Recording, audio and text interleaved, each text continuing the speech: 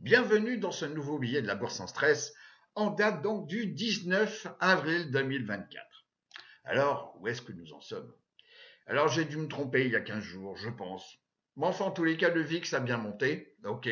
On clôture cette semaine donc à 18,70.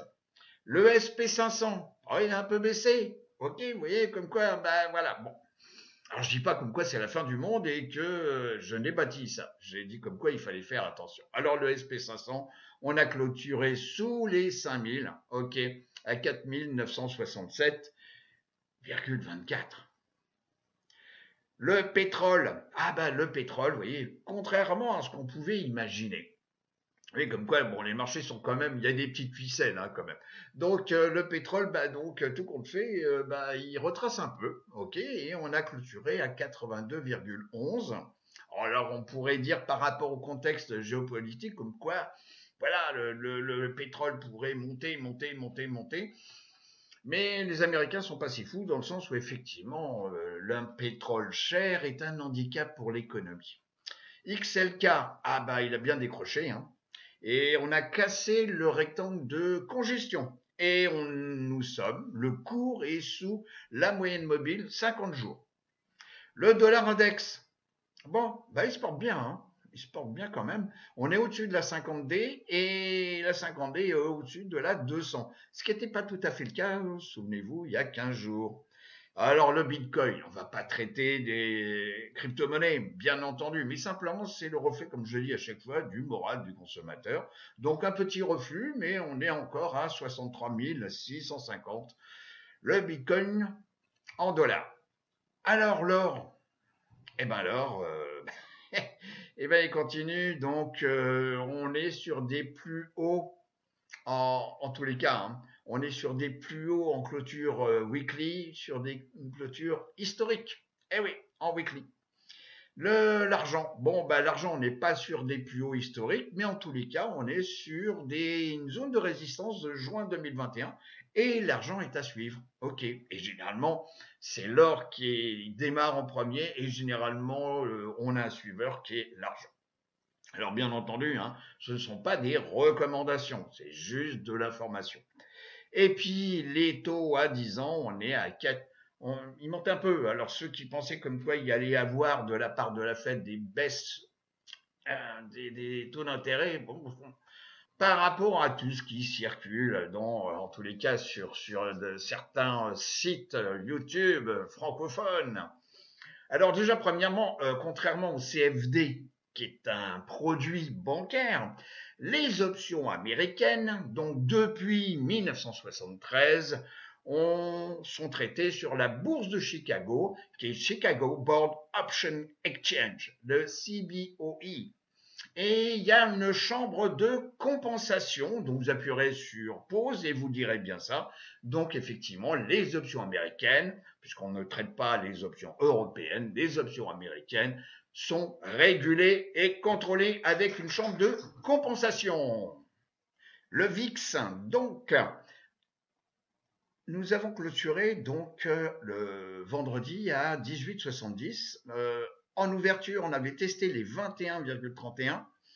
Les plus hauts sont moins hauts, soit, mais en tous les cas, ce support oblique a servi au VIX à rebondir. Et là, on est parti non pas comme une fusée, mais en tous les cas, le VIX s'est bien réveillé, ce qui est un avantage pour les vendeurs de puts, par exemple, ou de volatilité sur la vente des calls, donc en covered call.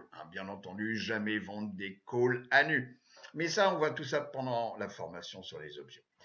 Alors, Michael l'a posté sur le Discord, donc moi personnellement je l'ai fait aussi.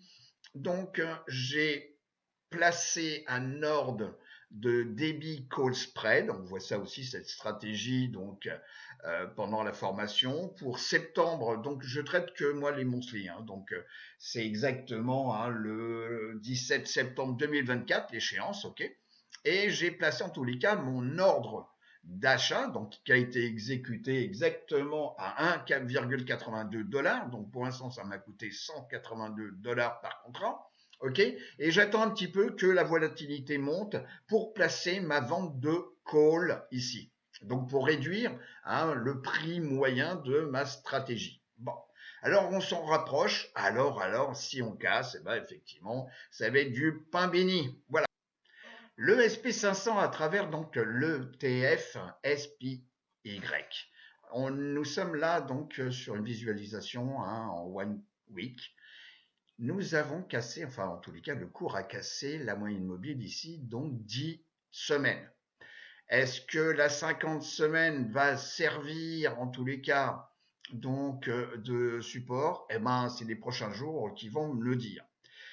Alors là, en tous les cas, en weekly, hein, la bougie est vraiment bien baissière. Et pour ceux qui ont suivi la formation sur les options, donc juste un petit clin d'œil. Donc on a la peine.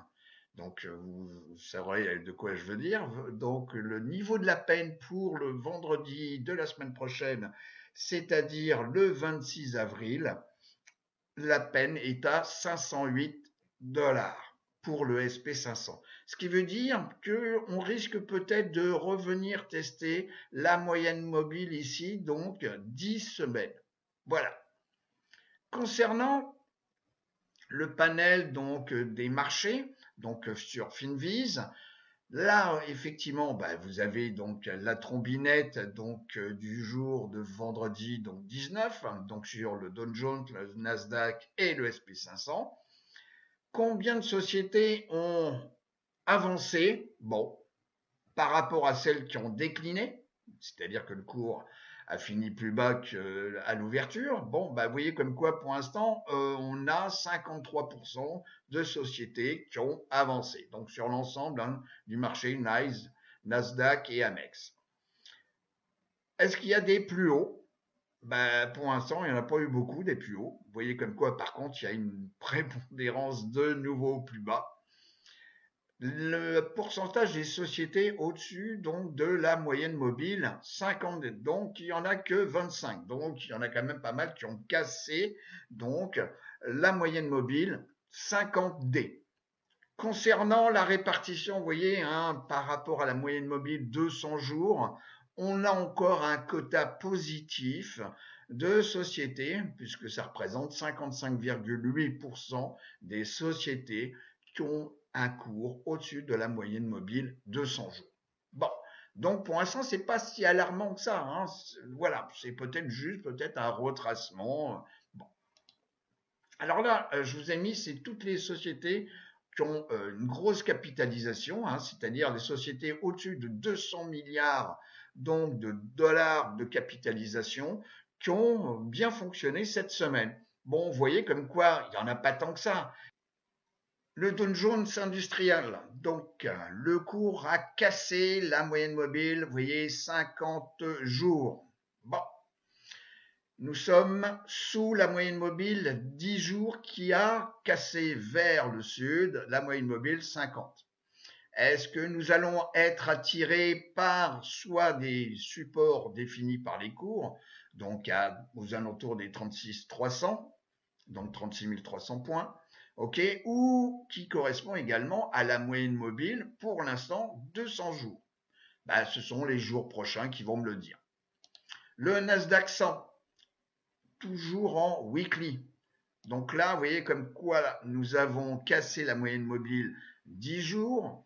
Là, 10 jours, 10 semaines, excusez-moi. Ici, la moyenne mobile en noir, 50 semaines.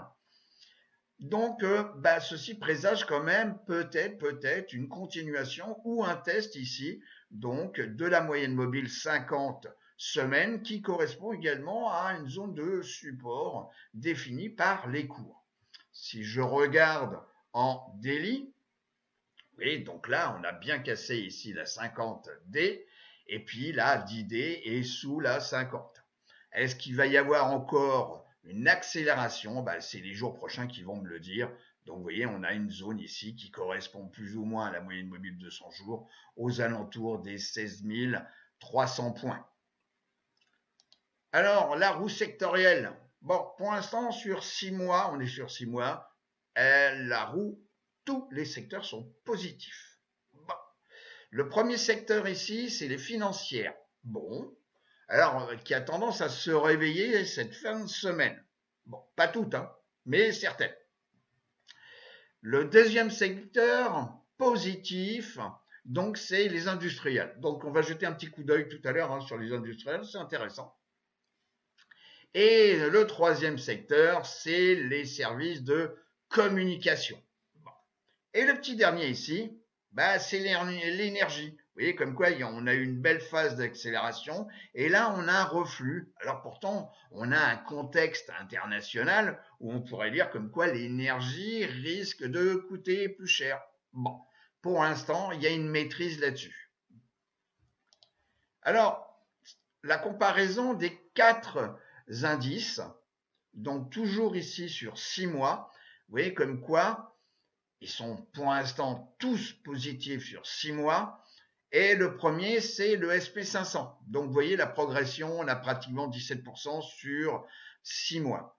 Et puis là, il y a un rejet vraiment, c'est les technologiques, c'est le Nasdaq 100, donc l'ETF QQQ. Bon. Et qui a tendance à venir rejoindre ici le Russell 2000 et puis ici le Dow Jones Industrial. Donc, sur les industriels, vous voyez, donc c'est toutes les sociétés au-dessus de 10 milliards de capitalisation avec des volumes échangés, donc au moins de 300 000 shares par jour. Bon, donc déjà ça. Et on voit comme quoi vous avez ici en weekly des belles sociétés. Bon, il n'y en a pas tant que ça, là aussi. On n'a que 14 sociétés, 15 sociétés qui sont positives sur la semaine en termes de progression. Avec vraiment la première, c'est une compagnie aérienne, vous voyez comme quoi ça peut surprendre, donc avec une CAPI pratiquement de 17 milliards, donc où on a une progression de pratiquement 23%. Bon, toujours sur Finviz, on regarde les industriels et effectivement, pourquoi? Parce que, comme je vous ai dit, il y a un ETF, EYT, qui est donc un ETF adossé sur tout ce qui est transportation. Et je vous rappelle que le business aux États-Unis donc est basé donc sur le transport de marchandises. Bon. Et là, on regarde sur uniquement donc ce sous-secteur qui est rattaché tout ce qui est société de logistique et de transport intégré. Et je regarde donc les trombinettes, vous voyez comme quoi, par exemple pour certaines depuis, pas un an, mais depuis juillet, vous voyez, bon, il y en a, c'est pas, regardez comme celle-là, vous voyez, c'est pas. Je regarde ça parce que effectivement, ça a une influence sur, en tous les cas, sur les indices et sur l'économie américaine. Donc vous voyez comme quoi ici FedEx, bon effectivement on a testé ici un niveau donc avec une zone de résistance donc oblique, ok, mais en tous les cas il y a un rejet des prix.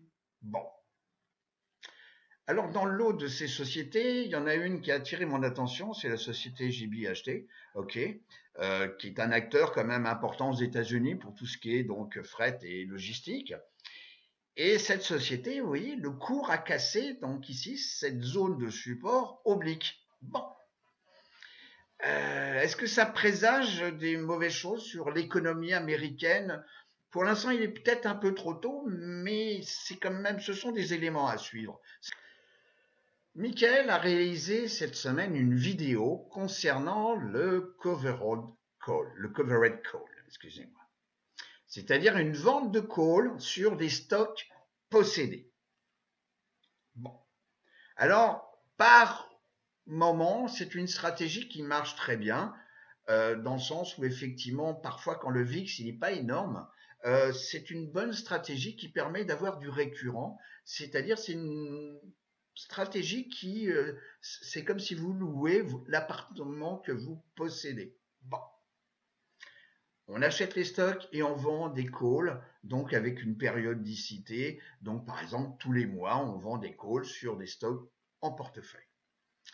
Alors, ceci est un exemple, c'est-à-dire que voilà, je suis tombé sur une société, alors il n'y a pas de hasard, mais en tous les cas, je l'ai détecté, donc la société qui s'appelle Carvana. Bon. et qui me propose une belle prime. Bon, alors on regarde sur YouTube, voilà, sur Yahoo Finance, voilà. Donc c'est une société, vous voyez, la capitalisation est pratiquement de 13 milliards. Bon, c'est pas une grosse, hein, attention, hein. On a un bêta qui est un peu élevé quand même, hein, on voit ça pendant les formations. Bon, le bêta est un peu élevé, mais comme je vous ai expliqué, c'est un exemple, ce n'est pas de la recommandation. Bon. Et puis là, vous avez le secteur, vous voyez, c'est auto et truck dealership et c'est du consumer cyclical. Bon, c'est peut-être en relation avec le marché de la voiture, ou etc. Bon, certainement. Si nous regardons, vous voyez, ici en hebdomadaire, le cours. Alors vous avez ici le RSI, ici le MACD. Bon, on peut voir comme quoi on est au-dessus, en tous les cas, la ligne de signal est au-dessus donc de la zone de neutralité des 50. Voilà, le MACD il est pas pourri, il est positif. Bon, et on regarde uniquement voilà, le cours en hebdomadaire. On a une tendance qui est légèrement haussière et c'est aussi un élément que j'ai sélectionné. En daily, vous voyez comme quoi, en daily, déjà, on va avoir ici, donc, vous voyez, je clique dessus sur TradingView, pof, on va avoir le 1er mai, donc, en tous les cas, la présentation des résultats. Bon, alors, on dit que on a intérêt de faire attention aux earnings et qu'il faut toujours prendre des positions, en tous les cas sur les options, que l'échéance soit avant un résultat, donc une présentation de résultats. Bon, pour éviter justement les phénomènes d'annonce. Je vous rappelle que ce n'est qu'un exercice, qu'une présentation, ce n'est pas de la recommandation. Et on voit qu'à chaque fois qu'il y a eu des earnings, il y a eu un gap, alors pas depuis l'origine de la société, mais en tous les cas, il y a un gap haussier. Bon, alors je suis intéressé par cette société pour en tous les cas, appliquer cette stratégie de covered call, c'est-à-dire, je vais, et vous, Michael va mieux le présenter que je ne le fais dans sa vidéo, c'est acheter les stocks à un bon prix et vendre des calls, comme si on souhaitait se faire assigner à une échéance donnée et quitte à ne plus avoir puisque si on se fait assigner, c'est un contrat donc d'achat, ça veut dire que la personne qui détient le call risque de nous assigner et va nous demander la fourniture donc des actions que nous avons en portefeuille. Bon, alors, qu'est-ce qui m'a mis la puce à l'oreille? Alors, on va regarder donc déjà, bon, alors ça c'est sur Finviz, hein, on voit la trombinette, vous voyez comme quoi on a ici un canal haussier, etc. On a des gaps, bon, ben ça correspond aux earnings. Alors, Yahoo Finance me donne également donc les options. Et donc sur, vous voyez, hein, options. Donc, on va regarder sur l'échéance, vous voyez, c'est l'échéance donc ça, pour moi, je travaille toujours en monthly, c'est-à-dire c'est toujours le 3e vendredi de chaque mois, qui est l'expiration donc des options mensuelles américaines. Donc, le strike 75 $ pour l'échéance du 17 mai. Donc, c'est 23 jours. C'est pas énorme, vous voyez. Alors, vous voyez, ça aussi, ça va en défaveur de cette société. Le step entre chaque strike, il est quand même énorme, c'est 5 $. Donc ça, on vous apprend comme quoi, il vaut mieux ne pas y aller. Donc voilà. Mais c'est juste un exemple. Alors ici, vous avez les calls à gauche et les puts à droite. Et également des choses que je regarde, c'est toujours l'open interest. et les volumes. Mais l'open interest, on voit ça, quelle est la signification pendant la formation, mais c'est quelque chose de très très important. Donc, tout ce qui n'est pas coloré, vous voyez, c'est bleuté. Donc là, ça veut dire que là, on est en dehors de la monnaie. Donc, le but, c'est de vendre, Alors, il y a d'autres stratégies sur les covered calls, mais là, je ne vais pas rentrer dans le sujet. On va vendre un call en dehors de la monnaie. C'est-à-dire que, imaginez que vendredi, j'ai acheté les stocks, vous voyez, donc juste avant de la clôture, vous voyez, j'ai acheté mes stocks à 71,36 $ donc par paquet de 100. Donc ça veut dire que j'ai décaissé, par lot de 100, j'ai décaissé 7136 $. Bon. Et je vais ici donc vendre un call à 75 $, donc on regarde à quoi ça correspond, vous voyez, je vais vendre un call à 75 $ ici, qui est une zone de support, vous voyez, donc ça veut dire, là c'était support, et là ça va servir de résistance. Donc j'envisage que le cours continue donc sa progression et vienne tester, donc pour le 17 mai 2024, aux alentours des 75 $, voire même plus haut. Ce qui veut dire que si je suis assigné, déjà, premièrement, je vais encaisser ici une prime par paquet de 100, de 660 $, 660 $, ok? En plus, vous voyez comme quoi j'ai un open interest qui est quand même pas mauvais. Bon. Donc, je vends un contrat call, j'encaisse 660, donc ça me permet de payer moins puisque on a vu que le cours ici était à 60, on a décaissé 7136, mais je mets plus puisque j'ai encaissé une prime, donc ça me coûte moins cher.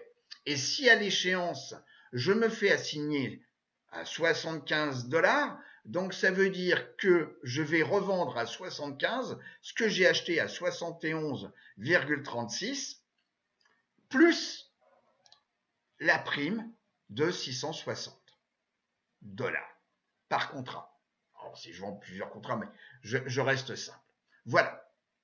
Alors, également, une petite chose, Michael a placé également, donc, a posté donc, des trades sur WFC.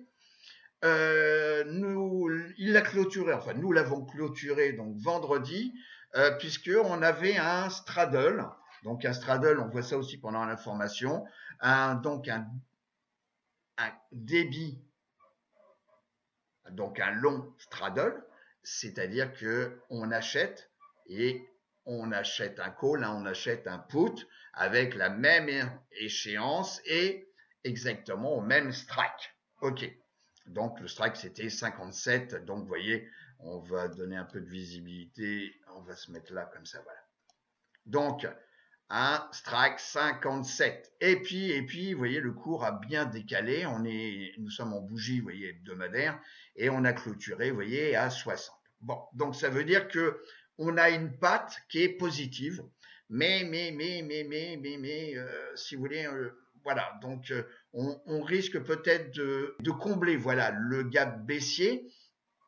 Il se peut. Donc, effectivement, la patte call est intéressante. La patte put, non, mais la patte long call, oui. Mais bon, je ne le sens pas trop, donc on a clôturé.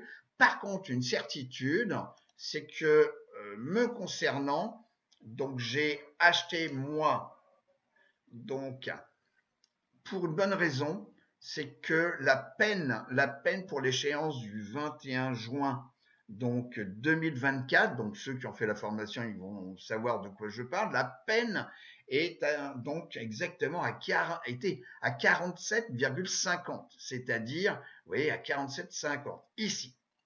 C'est là où on a la peine importante.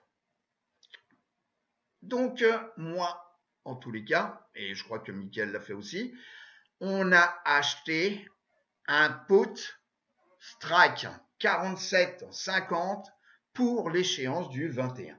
Donc pour l'instant, ben, on est un peu perdant, mais en tous les cas, on l'a pas acheté cher, hein, puisque grosso modo, on a décaissé, allez, par contrat, on a décaissé 260 $. Donc voilà, puisque c'était 0,26, donc non, 26 $, on a décaissé 26 $. Donc vous voyez, c'est pas énorme par contrat, hein, puisque c'était 26 cents, donc on a décaissé 26.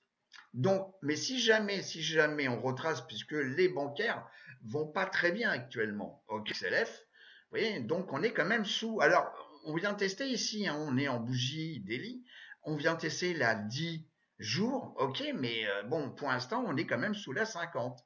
Donc, c'est pas, voilà, c'est pas un pari, mais en tous les cas, on a quand même un peu les probabilités de notre côté, et c'est surtout la peine qui m'a donné envie de prendre cette position, qui est pas si excessive en termes de prix. Alors, je vous recommande de bien regarder cette vidéo réalisée cette semaine sur le covered call. Et franchement, il faut se mettre dans la tête que cette stratégie est la stratégie la plus utilisée, en tous les cas aux États-Unis, car beaucoup de retraités vivent de cette rente du covered call, donc à partir des stocks possédés, parce que ça leur fait rentrer du récurrent tous les mois. Alors, je vais vous souhaiter une très très très bonne semaine de trading.